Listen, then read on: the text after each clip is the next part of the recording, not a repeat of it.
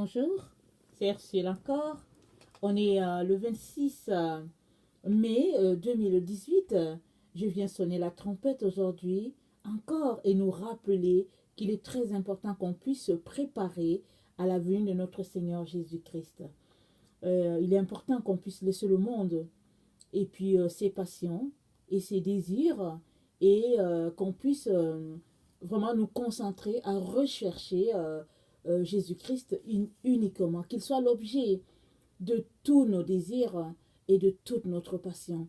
Parce que Jésus-Christ revient chercher une épouse glorieuse, sans tache, ni ride, ni rien de semblable. Alors si on ne laisse pas aller le monde et tout ce qui lui ressemble, alors on ne pourra pas vraiment faire partie de cette épouse-là du Christ. Et donc voilà. Alors aujourd'hui, je viens parler de la femme adultère et de sa fille. Donc voilà, c'est un rêve que le Seigneur m'a donné dans la nuit de vendredi à samedi. Alors, il est ainsi, voici comment est le rêve. Alors, un homme a donné une réception et il a invité toutes les personnes de l'église. Et toutes ces personnes-là sont donc venues. Et puis, voilà, le groupe avait vraiment du plaisir ensemble. Ils se parlaient, euh, ils s'amusaient, ils mangeaient, ils faisaient des jeux. Et puis, vraiment, c'était une atmosphère familiale. Tout allait bien, tout était sous contrôle. Et puis, le maître de maison et puis la maîtresse étaient là. Et puis, bon, ils passaient entre les rangées, parlant aux uns et puis aux autres. Et là, subitement, il y a une femme qui est entrée parmi ce groupe-là. La femme était vraiment très très discrète. Elle ne se faisait pas vraiment remarquer, mais elle est entrée. Et quand elle est entrée, la maîtresse de maison a su que la dame est entrée. Et aussi le maître de maison a su que la dame était entrée. Et cette femme-là, c'était la femme adultère, elle était là et elle portait son enfant aussi à son épaule. Et elle se démarquait par vraiment des cheveux d'une brillance et d'un éclat un peu argent et puis blanc argenté et tout. Et il y a quand même des personnes qui ne l'ont pas remarqué, mais beaucoup l'ont vue parce qu'ils ne la connaissent pas. Parce que, bon, elle ne fait pas partie un peu de la vie de l'Église. Donc, mais elle était là, et si bien que, bon, elle se faisait très discrète. Et à partir du moment où elle est entrée, l'hôte, le maître de la maison, est allé voir sa femme pour la rassurer. Parce que la femme, elle a tout de suite su que, ah, voilà un peu celle-là qui dérange mon couple. Alors le maître de la maison est venu pour rassurer la femme. Sa femme, à lui, il lui a tenu la main, il lui a parlé doucement et tout, parce qu'il craignait que la maîtresse de la maison s'énerve et que la soirée soit gâtée. Donc il a rassuré la femme. Et et il voulait surtout aussi s'assurer que sa femme, à lui, n'allait pas faire sortir le secret. Parce il redoute que les autres sachent un peu ce qui se passe avec lui. Alors c'est pourquoi il est venu rassurer sa femme, la prendre par la main. Et puis les invités qui étaient là voyaient en eux un très très beau couple, un couple vraiment extraordinaire. Mais le couple savait qu'ils avaient un secret. Et la maîtresse de la maison, à partir d'un moment, a commencé à se sentir mal à l'aise. Parce qu'elle voyait la femme adultère et l'enfant qui étaient là. Et elle se demandait si elle n'était pas en train de couvrir son mari. Si c'était correct que elle puisse cacher ce péché-là qu'il y avait dans la vie de son mari. Alors, et de plus en plus, son inconfort a commencé à être grand. Et elle s'est rendue compte qu'elle ne pouvait pas continuer de mener cette double vie-là. Parce que son mari lui faisait mener une double vie. Lui, il menait sa double vie. Mais quand il est venu la rassurer, c'était pour qu'elle ne sorte pas le secret. Et elle était fatiguée de mener cette double vie-là. dans ce sens qu'elle supportait son mari. Elle le couvrait. Alors elle a dit, bon, je vais voir si parmi les invités, s'il n'y a pas quelqu'un qui pourrait m'aider. Alors elle a commencé à sillonner tous les invités pour essayer de voir un peu qui parmi les invités pourrait l'aider. Alors là, ses yeux tombent sur un qui était là, elle le reconnaît comme quelqu'un qui craint Dieu. Surtout que à l'église, vraiment, c'est quelqu'un qui parle de Dieu, il prêche, il annonce Christ. Elle s'est dit, bon, tiens, je vais parler à ce monsieur-là, il va peut-être nous aider, mon mari et moi. Alors, elle s'approche pour lui parler, mais il s'excuse et il lui dit, je m'excuse, c'est parce que je dois aller prendre ma douche. Alors, elle trouve ça spécial, elle s'est dit, mais comment est-ce que il va aller prendre sa douche alors que moi je veux lui parler. Alors, elle le laisse aller, il prend sa douche, et euh, donc elle est là, elle attend, espérant que, bon, elle va pouvoir lui parler. Mais finalement, quand il finit de prendre sa douche, elle se rend compte qu'au fait, il est en train de s'apprêter, lui aussi, à prendre du temps avec la femme adultère. Et elle est toute renversée. Elle comprend rien, elle comprend plus rien. Elle se dit, mais voyons, il y a une réception. Et bon, là, il y a quelqu'un qui est là, qui veut prendre sa douche. Et bon, c'est parce que c'était une réception où ceux qui voulaient dormir pouvaient dormir. Alors lui, il voulait prendre sa douche.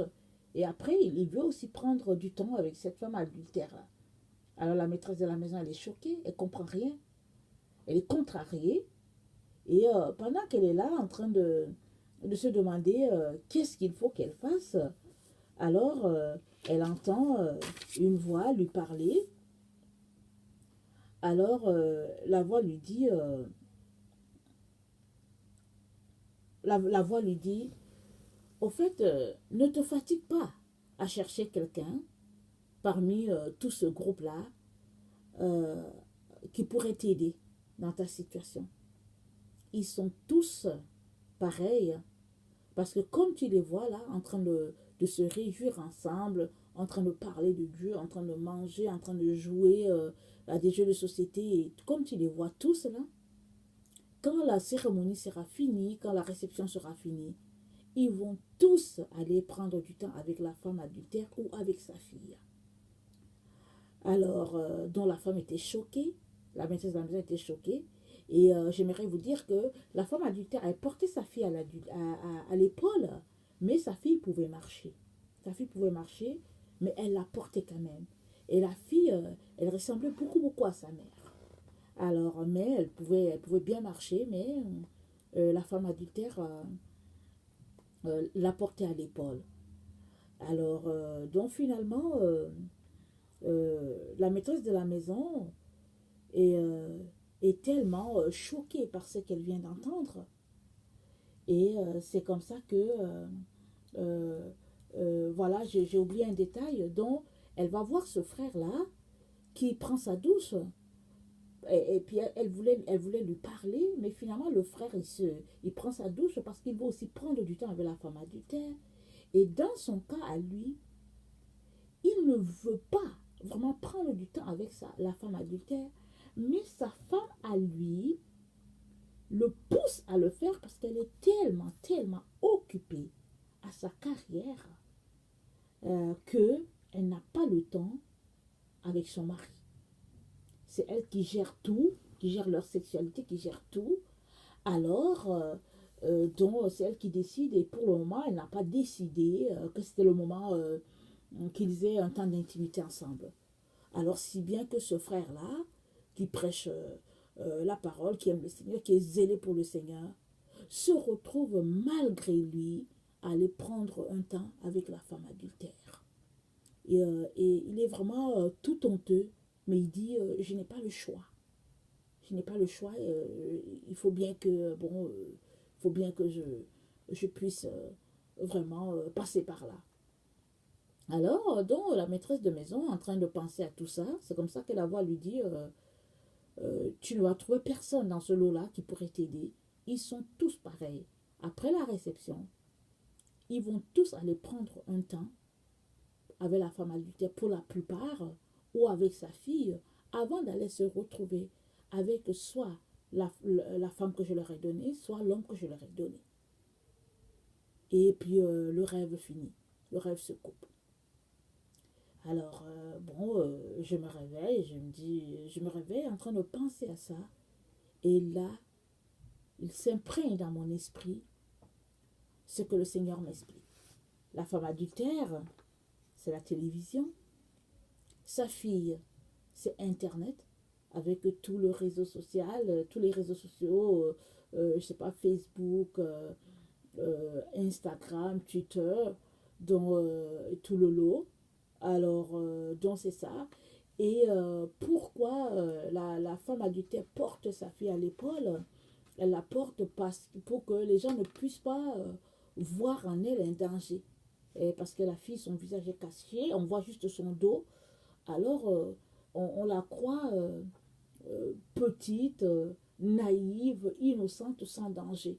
Alors, ce qui fait que beaucoup de personnes, souvent, se rabattent sur la fille parce qu'ils se disent que, c'est vraiment sans danger de ce côté-là. Donc, c'est pour ça qu'elle était à l'épaule de sa mère. Elle la portait comme un petit enfant. Et puis, dans le fond, c'est quelqu'un qui pouvait aussi faire beaucoup de dégâts. Alors, donc, c'est ça. Et l'église, ce groupe-là qui était invité, qui formait l'église, et ça, c'est le groupe des chrétiens. Et le maître de maison, c'est un chrétien, enfant de Dieu, avec sa femme, qui est la maîtresse de maison. Et donc, voilà la situation qu'ils vivent. Et ce couple-là représente ce que la plupart des enfants de Dieu vivent.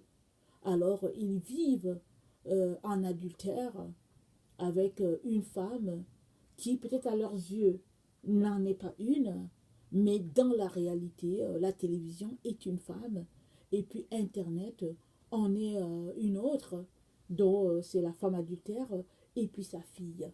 Et donc, voilà un peu comment ils sont dans la vie des enfants de Dieu. Et le Seigneur dit que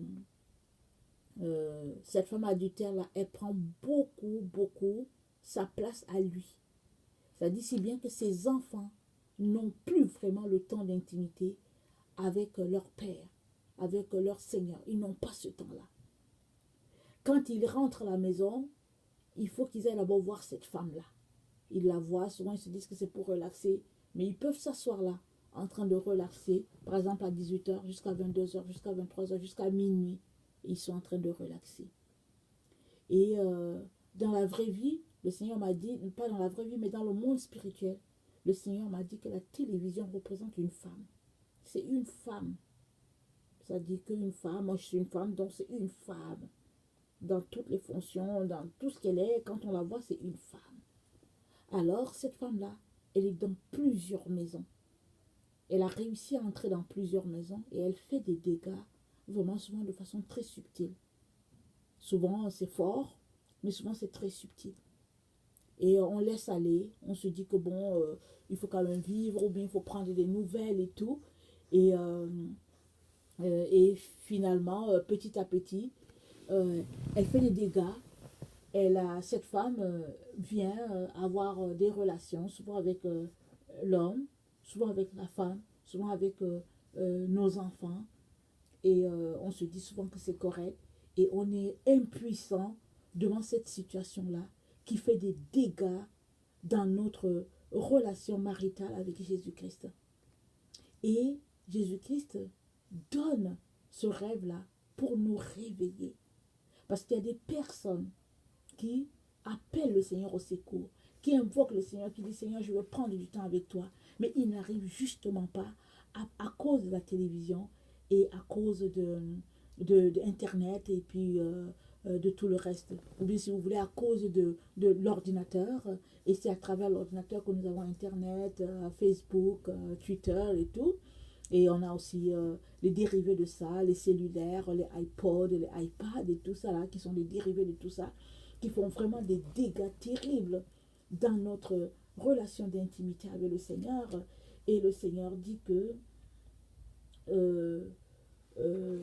sans intimité avec lui, on ne peut pas voir sa face. on ne peut pas le toucher. On ne peut pas expérimenter la vie du ciel avec lui. Parce que Jésus-Christ, c'est d'abord l'intimité. Ce n'est pas le fait d'aller à l'église, ce n'est pas le fait de faire des réunions par-ci, par-là, ce n'est pas le fait de faire des études bibliques par-ci, par-là, mais c'est l'intimité avec le Seigneur. Et l'intimité comme l'intimité entre un homme marié et puis sa femme. Et c'est ça la relation après laquelle Jésus-Christ languit. Et malheureusement, nous sommes souvent freinés à cause de cette femme adultère-là, qu'on croit inoffensive, mais qui est vraiment un poison, qui est vraiment un élément très dangereux. Alors, moi, je viens vous donner un petit témoignage. Je ne suis pas une personne qui regarde beaucoup la télévision, mais chaque fois qu'il m'est arrivé de regarder la télévision, ne serait-ce que pour 5 ou 10 minutes, ça a dû me prendre souvent 2 à 3 heures pour pouvoir annuler l'effet vraiment de la télévision sur ma vie. Pas sur ma vie, sur ma vie pour cet instant-là, pour ce laps de temps-là que j'ai regardé. Parce que vous savez que la Bible dit que l'œil est la lampe du corps. Alors si ton œil n'est pas en bon état, comment tout le reste sera en bon état? Alors tu regardes avec tes yeux. Et c'est avec ton regard que tu envoies des éléments à ton âme. L'âme, c'est là où il y a l'intelligence, le raisonnement, le verbe, nos désirs, tout est logé là au niveau du cerveau et tout est là-dedans. Alors, tu peux regarder avec un regard sain ou tu peux regarder avec un regard souillé. Et si tu regardes avec un regard souillé, évidemment, tu viens souiller ton âme, tu viens souiller la personne que tu es. Et nous savons tous que dans nos télévisions aujourd'hui, dans tous les programmes qui sont là à la télévision, ce n'est pas des programmes tournés vers la sainteté.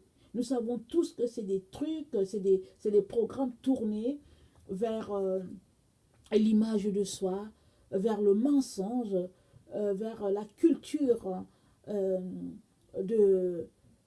par exemple, la sexualité, la débauche et toutes sortes de vraiment de perversions. Alors c'est vers là que toutes les émissions de télévision sont portées et tout ce qui se passe sur les réseaux sociaux, c'est toujours à connotation un peu vulgaire. Et quand c'est quelque chose qui touche Christ, on n'en parle pas. On ne veut même pas en parler. Il y a des endroits sur la terre où on ne parle même pas de Jésus. Quelqu'un peut donner une émission aux États-Unis et puis il dit que bon, Jésus-Christ lui a fait du bien. Et dans ces parties-là, quand on parle, on ne dit même pas que Jésus-Christ a fait du bien. On dit seulement que bon, au fait, il a été guéri et puis bon, c'est tout. On ne veut même pas mentionner le nom Jésus. Et la télévision, donc, fait un grand dégât dans nos vies. Et si donc tu es quelqu'un qui te pose toujours des questions en te demandant pourquoi est-ce que je n'arrive pas à connecter avec le Seigneur, pourquoi est-ce que je peine à rester dans sa présence, ne serait-ce que 10 minutes, je veux te dire que très souvent, c'est les effets de la télévision. Parce que la Bible dit que la foi est une ferme assurance des choses qu'on espère, une démonstration de celles qu'on ne voit pas. Donc, avec Jésus-Christ, c'est la marche de la foi. Et quand tu marches avec la foi, ce n'est pas, la vue n'est pas là. Les choses visibles ne sont pas là devant toi. Or, avec la télévision, c'est quelque chose de visible. C'est la séduction. Alors, si vraiment tu veux expérimenter Christ dans toute sa profondeur, dans toute l'intimité que tu désires, il est très important que tu puisses laisser la télévision de côté avec Internet et puis tout ce qui s'y rattache. Parce que l'ennemi, sachant cela, vu que c'est lui qui a créé tout ça, alors il travaille d'arrache-pied pour effectivement nous arracher à notre Seigneur Jésus-Christ à travers des émissions, à travers des programmes qui semblent intéressants, fascinants, mais c'est juste pour nous détourner de notre relation avec le Seigneur. Et j'aimerais ça qu'on lise 2 Corinthiens 11, le verset 2 à 3. C'est Paul qui parle. Il dit ceci. Car j'ai pour vous un amour qui ne tolère aucun rival et qui vient de Dieu lui-même. Je vous ai en effet fiancé à un seul époux pour vous présenter au Christ comme une jeune fille pure. Or, si j'ai bien peur que vous laissiez votre esprit se corrompre et se détourner de votre attachement sincère et pur au Christ, comme Ève s'est laissée séduire par le mensonge tortueux du serpent. Donc voilà. Alors, Paul dit qu'il nous a fiancés à un seul époux et puis c'est Christ. C'est Christ qui est l'époux. Alors, si c'est Christ qui est l'époux, la télévision ne peut donc pas avoir encore de l'emprise sur ta vie. Internet ne peut pas avoir de l'emprise sur ta vie. Ton cellulaire, tes iPads et iPods, ça ne peut pas. Aujourd'hui, regardez, il y a plusieurs personnes qui n'arrivent plus à se communiquer quand ils sont assis. Bon, moi, je le vois avec mes enfants. Ils sont assis autour du comptoir. Ils sont là, chacun avec, par exemple, son cellulaire ou bien son appareil électronique.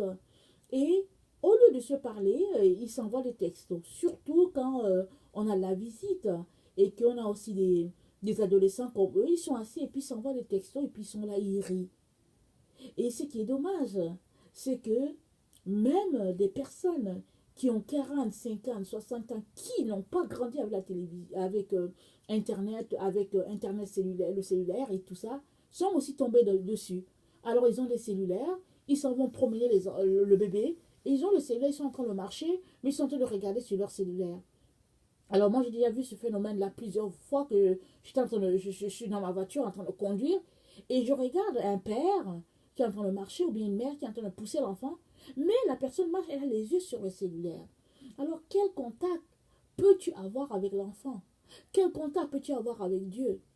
Parce que l'homme a été créé pour être en étroite communion avec Dieu à tout moment, à chaque instant.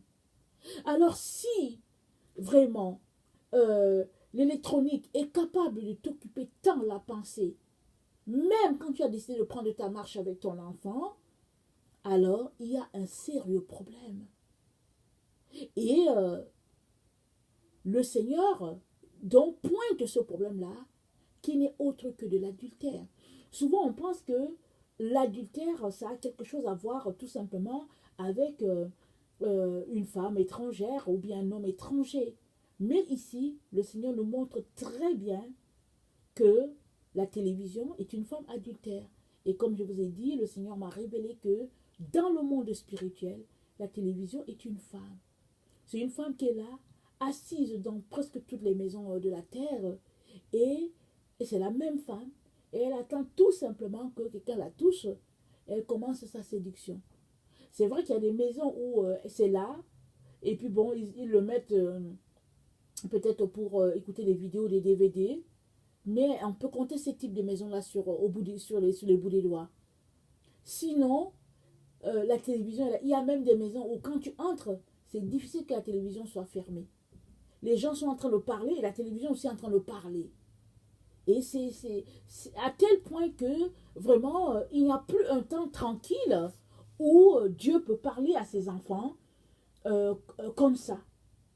Et ça, je vous dis vraiment que c'est vraiment grave. C'est grave que les enfants de Dieu soient rendus au point qu'ils ne peuvent plus se priver de certains appareils. Parce que, bon, il faut s'occuper. Et il y a même des maisons où la télévision est fermée quand on sait que la dernière personne est allée se coucher, est allée dormir. Il y a même des maisons où souvent tout le monde s'en va dormir et la télévision elle est là, elle parle seule. Elle est là, elle parle. Et il faut que quelqu'un se lève pour venir fermer ça. Sinon, la télévision va parler jusqu'au matin. Alors la femme elle est là, elle va parler jusqu'au matin. Alors, donc, c'est vraiment des liens qu'on ne pense pas vraiment être nocifs, qui sont là et qui grusent vraiment notre temps avec le Seigneur et qui viennent détruire cette chimie-là qu'il y a entre notre Seigneur et puis nous. Et puis, j'aimerais aussi qu'on lise Proverbe 7 à partir du verset 6. C'est un peu long, mais ça nous parle de la femme adultère, ce qu'elle est vraiment. Et je lis dans la version du Semeur. Un jour, je regardais à travers le treillis de ma fenêtre et je vis parmi les stupides. J'observais parmi les jeunes un jeune homme dépourvu de sens. Il passait dans la rue près du coin où se tenait l'une de ses femmes, se dirigeant vers sa maison. C'était au crépuscule, le jour baissé, et l'obscurité de la nuit commençait à se répandre. Or voici que cette femme vint à sa rencontre, habillée comme une prostituée et l'esprit plein de ruse. Elle parlait fort et sans retenue, et ses pieds et ses pieds ne tenaient pas en place chez elle. Tantôt dans la rue, tantôt sur les places, elle faisait le guet à tous les carrefours. Elle attrapa le jeune homme, l'embrassa et le regardant droit dans les yeux, elle lui dit « J'avais à faire un sacrifice de reconnaissance. Je viens aujourd'hui même de m'acquitter de mes vœux. Voilà pourquoi je suis sortie à ta rencontre. Je cherchais à te voir et je t'ai trouvé. J'ai garni mon lit de couverture et d'étoffes brodées en fil d'Égypte. J'ai parfumé mon lit de myrrhe d'aloès et de cinnamome. Viens, grisons-nous d'amour jusqu'au matin. Livrons-nous aux délices de la volupté, car mon mari n'est pas à la maison. Il est parti pour un voyage au loin. Il a emporté une bourse il a emporté une bourse pleine d'argent. Il ne rentrera qu'à la pleine lune. À force d'artifice, elle le fit fléchir. Par ses doux propos, elle l'entraîna. Alors il se mit soudain à la suivre, comme un bœuf qui va à l'abattoir, comme un fou qu'on lie pour le châtier, jusqu'à ce qu'une flèche lui transperce le foie, comme un oiseau qui se précipite dans le filet, sans se douter qu'il y va de sa vie. Donc voilà. Alors, cette prostituée, dans Proverbe 7, dit à l'homme qu'elle attire à elle, elle lui dit, mon mari n'est pas à la maison, viens, allons, et puis grisons-nous d'amour. Mais la femme adultère dont le Seigneur nous parle, c'est, la femme adultère dans notre rêve n'a pas besoin que le mari soit en voyage pour venir dans la maison. Elle est là dans nos maisons en permanence. Et elle a sa place, elle se fait très très discrète. Quand les gens sont là, dans plusieurs maisons, elle se fait très très discrète. Et elle attend quand les gens s'en vont, c'est là qu'elle prend la place. Si bien que le maître de la maison n'a plus le temps avec sa femme, ou bien la maîtresse de la maison n'a plus le temps avec son mari. Parce que la femme adultère a pris la place. Et souvent, si ce n'est pas elle, c'est sa fille qui prend la place. Et souvent, si ce n'est pas la fille, c'est que les deux prennent la place en même temps. Si bien que le Seigneur se sent tout simplement délaissé. Et alors, souvent, si tu ne réussis pas à grandir dans ta relation avec le Seigneur, c'est que la femme adultère qui est installée chez toi a pris toute ta place. Alors, il te revient à toi de regarder et de voir quelle est la relation que tu as avec la télévision, avec Internet et les réseaux sociaux, versus ta relation avec le Seigneur Jésus-Christ.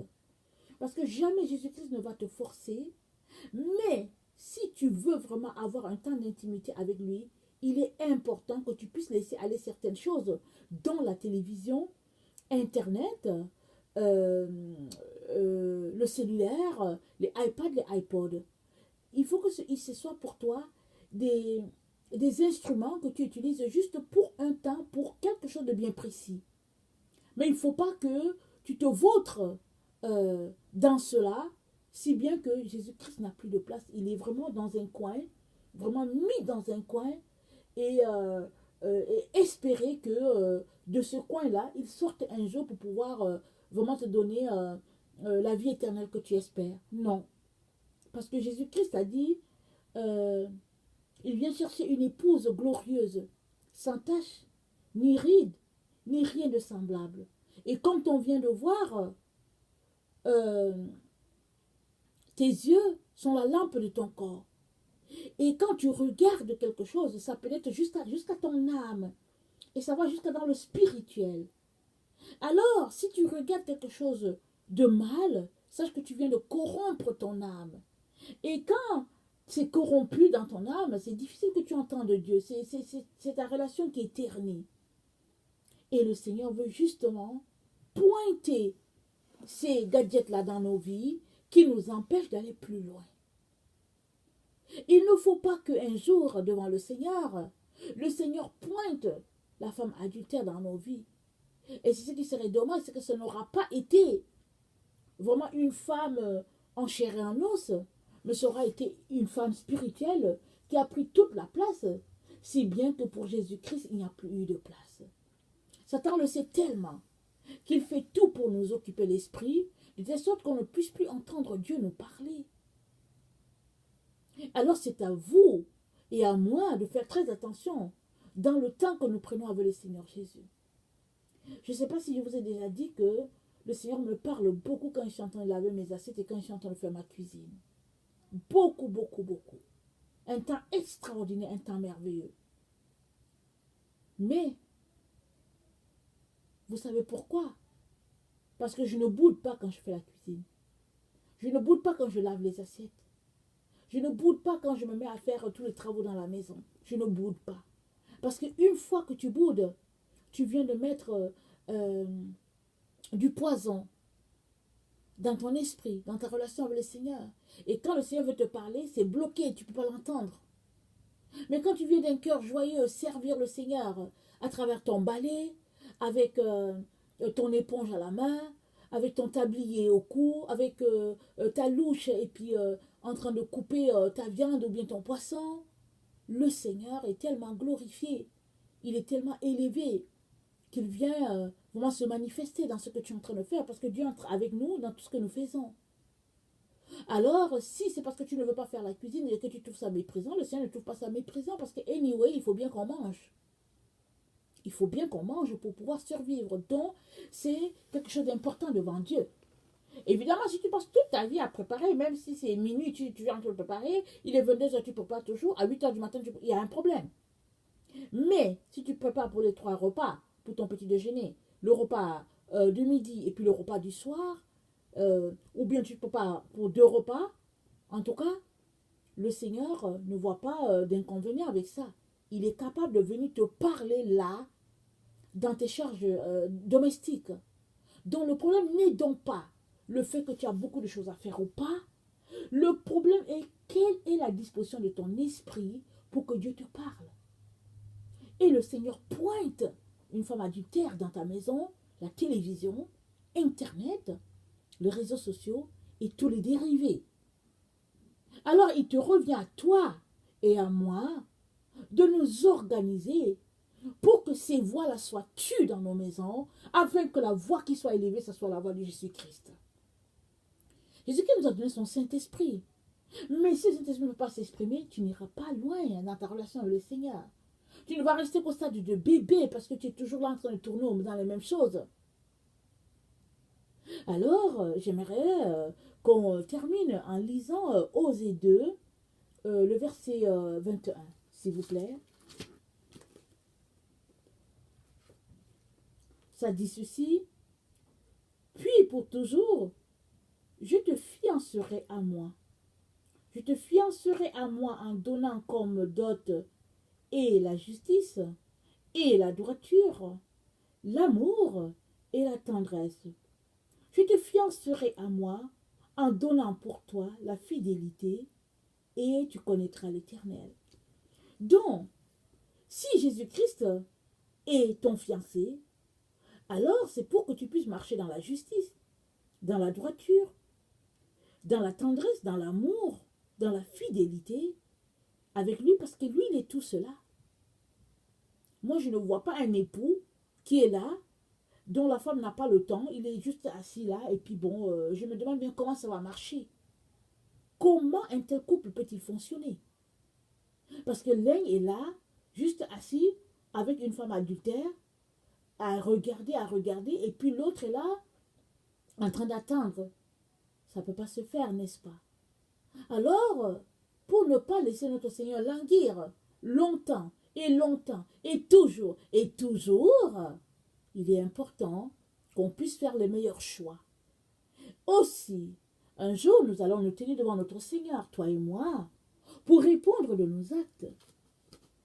Alors nous allons lui dire pourquoi est-ce que nous n'avons pas, par exemple, pu évangéliser. Pourquoi est-ce que nous n'avons pas fait ce qu'il nous a demandé de faire.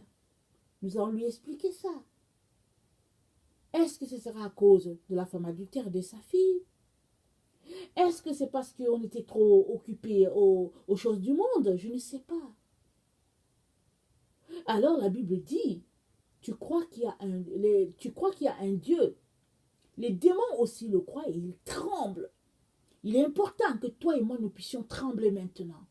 Parce qu'un jour nous allons nous tenir devant le Saint des Saints, le Roi des Rois, le Dieu des dieux, et nous allons répondre de notre passage sur la terre. Il est important qu'on puisse être trouvé sans tache, ni ride, ni rien de semblable. Donc voilà. Alors toi, si tu ne connais pas le Seigneur Jésus-Christ, je viens te dire que Jésus-Christ est mort aussi pour toi. Il est mort pour l'humanité entière, afin de nous réconcilier avec Dieu le Père. Alors ne te laisse pas berner, ni voler ton salut par toutes sortes de religions dans lesquelles tu te serais retrouvé par exemple. Jésus-Christ, ce n'est pas une religion, c'est une relation.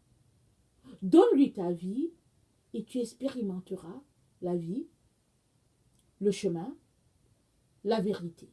Parce qu'il est tout cela.